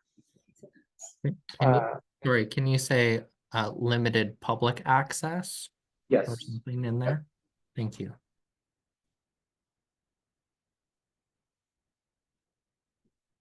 I will also add that they are open by appointment upon request to the public as well, outside of those hours.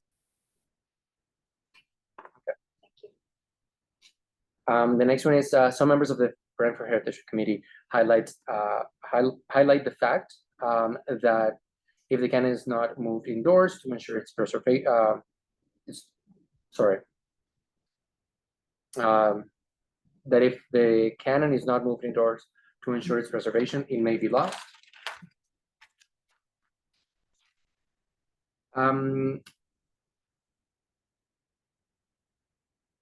fact that the city of Brantford is in a unique position in which an institution is willing to take the artifact, so it has a longer lifespan. The committee encourages staff to create a strong communication plan about the preservation and relocation of the cannon. Councilor Samuel? To that, I also had about a marketing plan to help support marketing. Okay. The canon and also the historical, the military, sorry. Okay.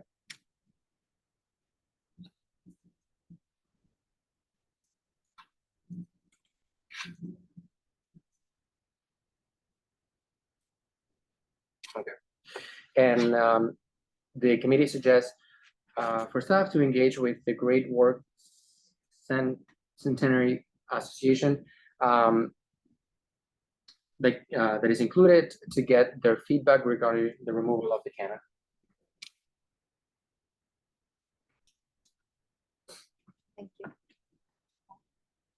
Are we happy with the comments that we're going to get with this? Through the chair, the comments will be cleaned up a little bit, but those are basically the main ideas that we'll be sending to staff. And reflected, great, thank you. All right, in that case, all those in favor of submitting these comments on this item?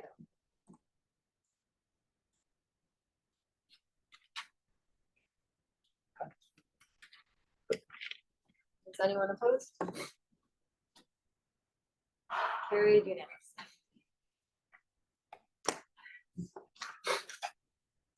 All right, we're on 5.3, review of heritage procedures and delegated authority. We'll now call upon city staff to speak to this item. As a reminder, you have 10 minutes inclusive of questions. Thank you. Sure. So this item, I don't have a PowerPoint or slideshow. This is just covering off an item we discussed in December. Apparently a bit of a theme with this meeting between the heritage permit and then this. So we had the four comments of, yeah, we're not done talking about it just yet in two cases, but so the comments, that was a discussion of our delegated authority, the way we process heritage permit applications. So we had a number of comments. So one, which we discussed earlier tonight as well, was the committee encouraging the creation of a process for salvaging materials from major renos and demo projects to reduce that environmental impact and minimize landfill waste. So what we just said is I did a bit of a look. It's not common, but I have seen some other cases where I think one example would be staff in the city of Hamilton with respect to their Tivoli Theater. There was an adaptive reuse project for that some time ago. I believe I was in university at the time. Ultimately, the theater itself was found not to be in great shape, and on review, it seemed the assessment of the condition wasn't as thorough all those years ago, and the building is recommended to come down. In that case, I bring this up because in that case, it was city staff that recommended, yes, that a salvaging plan be completed for what could be salvaged from the theater space. Their challenge was a property that had lots of asbestos containing materials on the inside, but that was part of the condition of the approval of the heritage permit. So we just wanted to say, so like having in that review, there are opportunities. It's easier a little bit with a designated property. The heritage value is established by that designate, or well, not established, but recognized by the designation. We have the opportunity to put those conditions in, so we can do that with a heritage permit on a designated property. We can provide general comments encouraging salvage when we see a Planning Act application come in. If the property is not designated, or there won't be a heritage permit, it may not trigger the heritage impact assessment if it's not listed, but it is just a general comment we could provide, that as a building over this age, staff or the city would encourage that any historic materials, anything of value or good integrity be salvaged rather than demolished. So we can do that. Again, it's possible. It's a challenge to ensure that the salvaging has happened. There are some companies they can rent the dumpster or they can salvage material. They do it all. And so you might see a dumpster show up and yeah, it does look like they're just throwing things out. Turns out they've salvaged all the floors and are now offering reclaimed, original oak strip flooring. So how we could go about actually enforcing this is a bit challenging, but we can always try to encourage people. And there's always that other challenge of it'll lose that associative value. It can be adaptively reused or it can be repurposed. But at a certain point, it is no longer giving value to the original property. But we can add this as some of the things we talk about with our conservation plans and general comments. There also, second comment was suggesting clear thresholds for major and minor repairs so that major repairs, even if it doesn't need a building permit, maybe it comes through committee anyway. So you're talking to building services and we're talking about cases of where's that line between reconstruction and demolition? So something like a wooden porch, if someone was removing an original wooden porch off a structure because it was deteriorating, but their plan was also to rebuild something as an exact replica, we would still bring that forward because that absolutely requires a building permit. That's a brand new porch. So that's a case where it's a like for like, you could maybe call it a repair, but we would make sure that comes before the committee. Now, the example of a brick wall, talking with building, there are some cases that could be right on the line. If they have a building permit in for other work, they may not really worry about having dismantling and reconstruction of a brick wall as part of the permit. If it was taking down both courses of brick instead of just the exterior one, they may err on the side of caution. We were told that kind of work is right on the line, but we can look at adding, in the bylaw, we'll add dismantling or reconstruction of masonry walls or similar, something like a foundation repair would need a building permit. That would come to the committee as a masonry repair, major masonry repair that needs a building permit. And we'd still see that coming through the committee. It really is, we're looking to deal with basic repointing work. If you're just, fixing up a few spots around the house where the mortar's deteriorated, a few bricks have spalled, that's what our main goal is, to remove from the heritage permit process, but not losing, full reconstructions. There's also some discussion about specific materials. So we already have those categories in recladding or re-roofing in the same material or similar.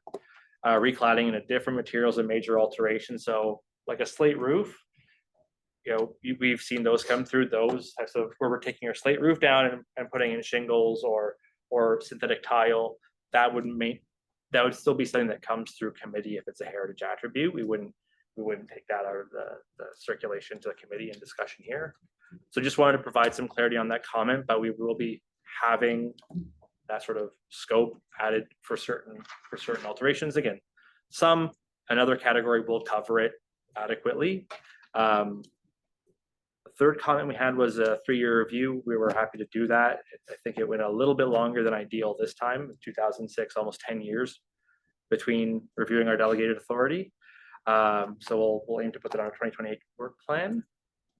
It may not need to go to council if we're kind of happy with things continuing as they are, then it would just be a committee level review.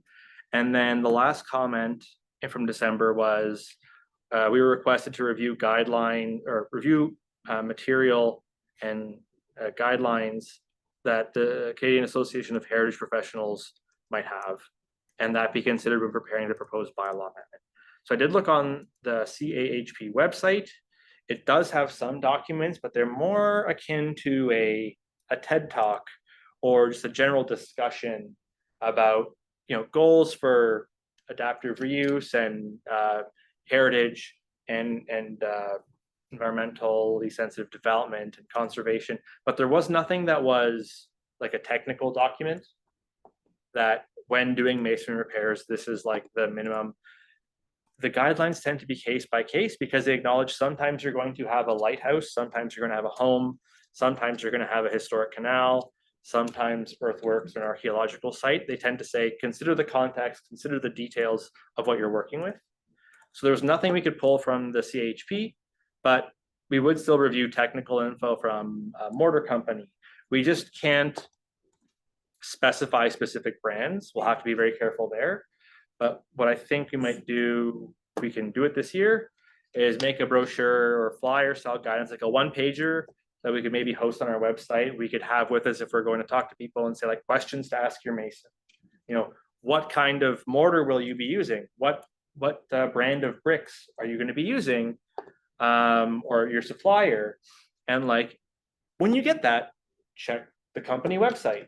Here's examples. Look for a heading called product specifications, or look for this type of mortar. Get them to give you the make and model. Essentially, we just have to be careful because at some point we could cross the line unintentionally, and it's like, oh, you should use this type of mortar. Case in point, brand X, item Y.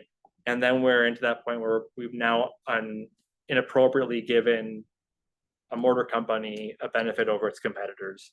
So we will try to do, again, a questions to ask so people hopefully inform themselves and also give us the information we need to review permits or grant applications, and kind of take that approach. So we have been looking at making some of those tweaks, again, clarifying those items. That'll be heritage permits versus minor alterations. That'll still be going to, that'll now be going to our February cycle of council. So we wanted to just bring this quick update back to committee, just let you know that if the changes are being made or are not being made, the reasons for it. We don't need to build in a review of the delegated authority, but we can just do it in 3 years. So yeah, that concludes my overview. Happy to answer further questions. So I guess mine's more of a comment. I just wanted to say that I was pleased to see all of this come forward and happy to hear that all of the committee's recommendations are included in this. And I really like that idea of the brochure that kind of questions to ask and things like that, just to give people the idea about the materials to use and things like that.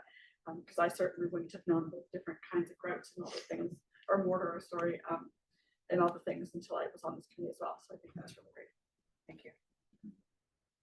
Patrick probably already asked all of those questions of applicants, but it will just help us formalize that process for other staff. Oh, I have no doubt that Patrick already knows this. That was exactly my comment last time. If it was ever not Patrick before speaking to me, then that way there's some kind of guidelines there. Yeah, hopefully. As people are learning, right? Yeah.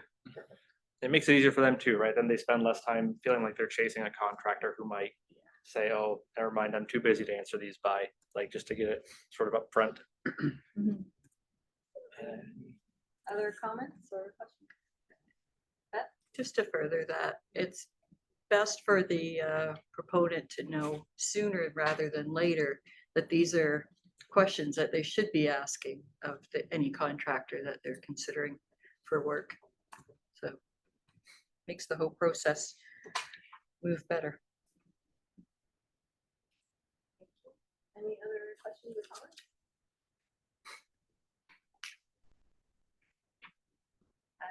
I would just say, I think it might make the process of less intimidating too, that maybe if you're not thinking of doing something right now, if you know that information, for example, if you said it's gonna be available on the city's website, or if that's something they can grab at City Hall, it might be something that they would consider, maybe they wouldn't before.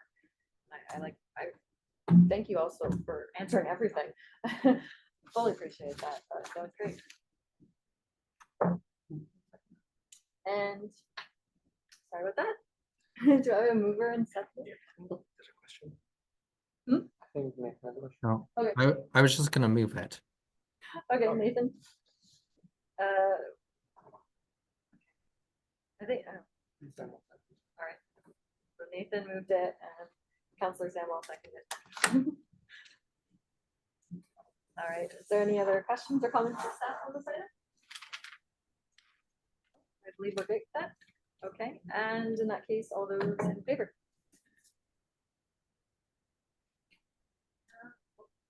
All right, anyone opposed? All right, that carries unanimously.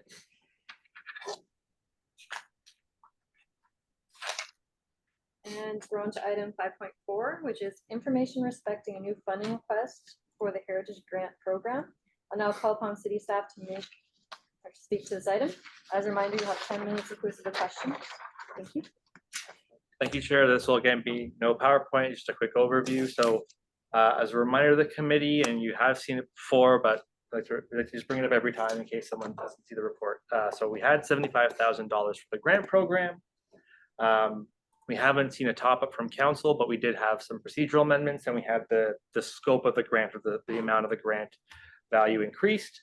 So at this point, we had originally planned that the pilot period would continue through 2025. And at the end of the year, we'd report back to council recommending, based on uptake, the program could be permanent, ideally, what we were hoping at the time we wrote the report, and that we know what the amounts would be for our budget, and we could have a pretty good idea of what the budget would be per year. We have gotten close. We're in the last, I've been in contact with one applicant early this year for, again, just some simple repointing work, but that looks like it'll bring us to under $10,000 available, not committed, from that original $75,000, which really isn't much in the program fund to help designated property owners for the full year. So staff just thought, well, we have to report back by the end of the year to hopefully extend the program and get council to do that. But we're running out of money. Let's move that report and that review up. And so now in February, we'll be reporting to council requesting a budget based on our performance. We don't have a good trend yet, now that we can fund up to $20,000 in one particular grant, how much we'll get. So for the next 3 years, we want to continue monitoring. That'll get us to a 4-year budget cycle, but we're going to be asking council to fund the Heritage Grant Program $50,000 per year for the next 3 years. So for the remainder of 2025, we get $50,000 from the Cultural and Built Heritage Reserve that we could, and if we get this, we'll then send out a flyer to property owners advising that the program is continuing for the year. But $50,000 for this calendar year, and then another sort of a top up, we'll get $50,000 for 2026 and then $50,000 in 2027. For the grant program to continue, we'll continue monitoring uptake and demand on the budget, and then we can hopefully establish a good baseline of a new yearly update through the multi-year budget process. So just giving a summary of both the historic applications, I think the first time we reported, we've had a few applications that the dollar values changed because the scope got reduced, or the applicant never actually came to finish the grant and give us the work completion proof and never asked for the funds. So there was $5,000 that was of the original limit. Under that original limit of $5,000, there was $5,000 never dispersed, which is great. It did help other property owners, of course, but that changed the numbers from last time we reported. So we've included just a summary of all the costs of the grants committed and where they've been paid out this year. We have a placeholder. We expect one application to come in imminently for 140 Brant Avenue for some masonry repairs. So we're accounting that, holding that money available for that application to come in, and then talking with finance, just because the money came out of one reserve and we're going to draw from a different one with a permanent program. We'll return what's unspent, but we'll have a full $50,000 of uncommitted funds, hopefully for 2025 and each of the next 2 years after that. This is where you go to committee and council with this. We're giving the Heritage Committee an opportunity to provide comments that will be in our staff report to council. That concludes my overview. We're not actually, I should say, we're not proposing changes to the program at this time in terms of procedure. Again, we'll monitor that. So around the same time that we have a 4-year budget, that we review our heritage permit processes in about 3 years, we can do another review at that point if we have it sooner on the actual process. But right now, we're just asking for more funding to continue helping owners of designated properties. Yeah, we're happy to answer any questions from the committee. Thank you, Patrick. Yeah. Is there a chance that we go back and they say, well, we're not gonna renew we don't think it's working, we don't think it's used well enough? Okay, it is possible. I like to think that we went from 3 applications a year and $25,000 just under that total committed, up to $40,000 committed in this year. I'm hopeful that shows that there's potential for the grant to really benefit some owners of designated property. Council has continually accepted the recommendations from staff and the committee on other reports, whether it's, we saw the mayor came ex officio and actually recommended we go from $15,000 to $20,000 maximum grant. And then that was also supported at committee of the whole and council. It's possible, but I think track record will show they are interested. It's not a high dollar value program overall, but it does do some good for owners. I think we will see it approved. We're trying to strike that balance too, of like asking for enough money to help people, but not so much that if we have a low turnout, it doesn't look like we're just hoarding money in a reserve. So we'll have that future sort of review in 3 years. So I guess my comment would be that it's a very unique project that a lot of communities don't have. There's communities that are watching us to see how our program works. And it should continue.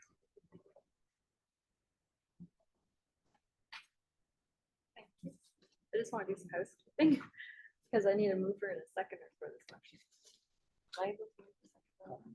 So the comment that I can answer, but if you want to keep asking questions, comments later on. It doesn't matter. Probably do the questions first and then comments. So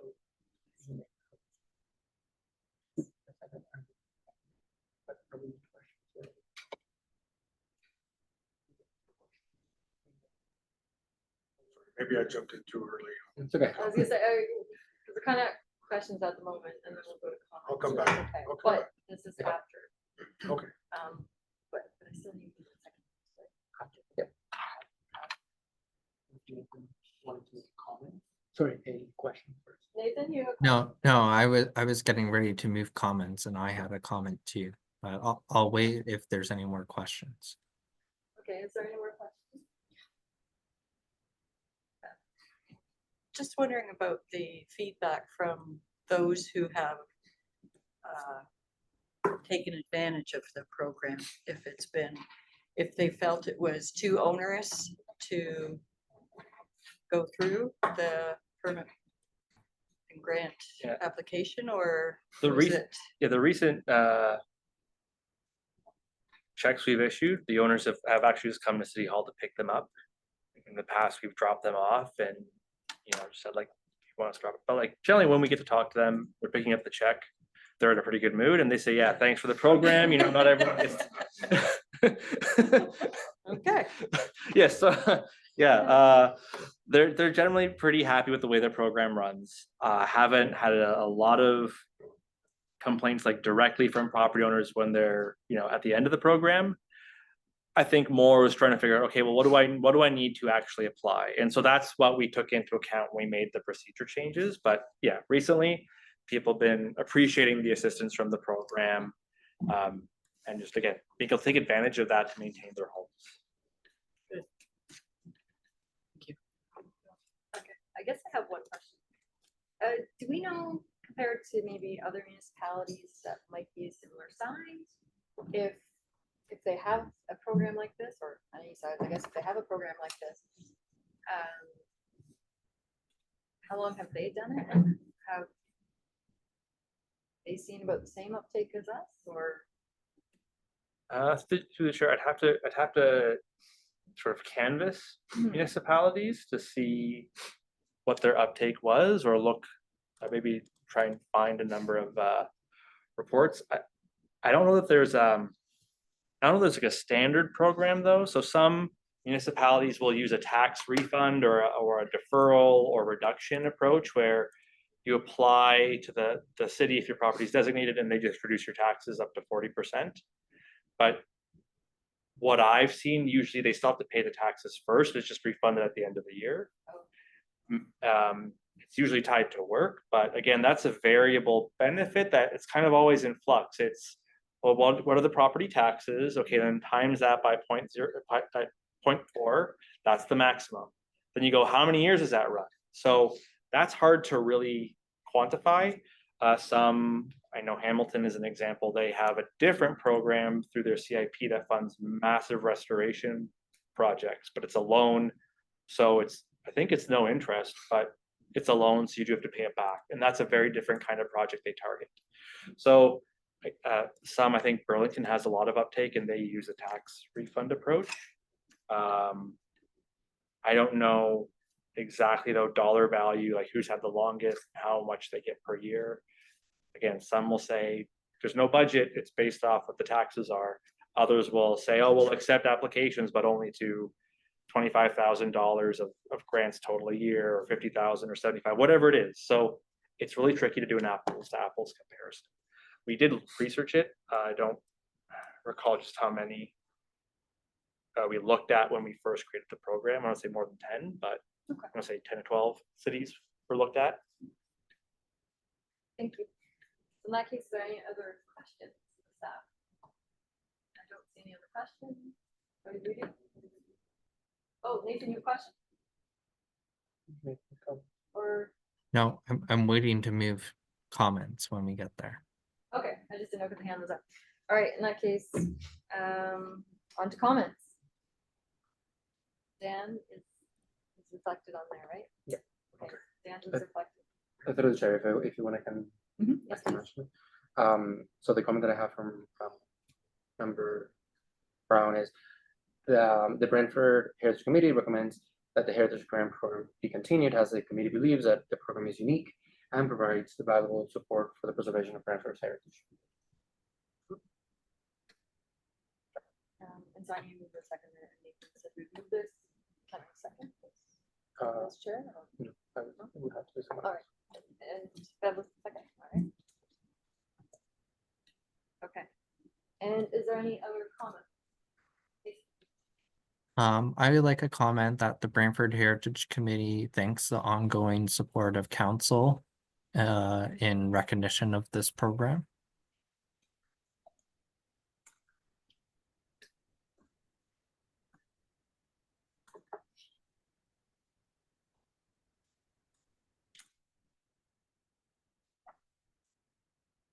Is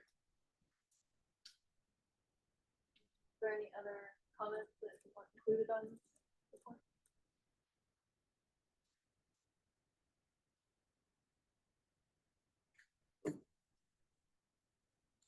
I think we should include thanking staff as well, because it's been a lot of hard work for staff. All research and so just staff as well. So, through the chair, if member, if Nathan is okay with that, we can say council and staff? Or would that be a different line? Yeah, sure. That's fine. That's friendly.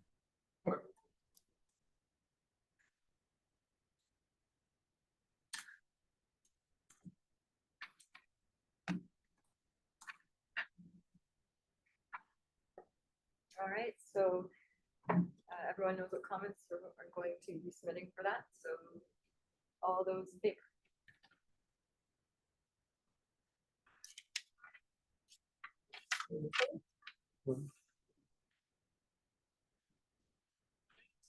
Through the chair, if I can have member Wilson's vote, please. Yes? Affirmative, okay, thanks. That was carried unanimously. And now we're on to number 6, consent items.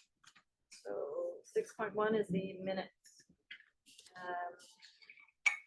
May I please have a mover and seconder for the minutes? Dan? Pat? Yep. Is there any discussion or error? Yep, yep. Through the chair, I would like to point out that the minutes circulated didn't include the consent items, resolutions, notice of motion, and adjournment. Everything else was included in the minutes that were circulated. The comments that were forwarded to staff were included in the minutes. It was only the approval of the minutes that were missed on the minutes that were circulated. So if the committee takes these comments, the approving of the minutes will include this as it shows on the screen. And I did wonder because in the minutes it didn't say when we adjourned, but we adjourned, I think at 8:30. Right, so through the chair, the items, as I said, that were missed were 5, 6, 7, and 8, including adjournment. Okay. And the approval of the minutes So that was from kind of- November 25th. so So, clean everything up yeah. then? Okay, great, fantastic. In that case, all those in favor of approving the minutes? Carried? Or sorry, anyone opposed? Carried. All right, and I don't see that any resolutions, and I don't see any notice motions, and we're now adjourned. I'm not sure what time it is. Thanks, everyone.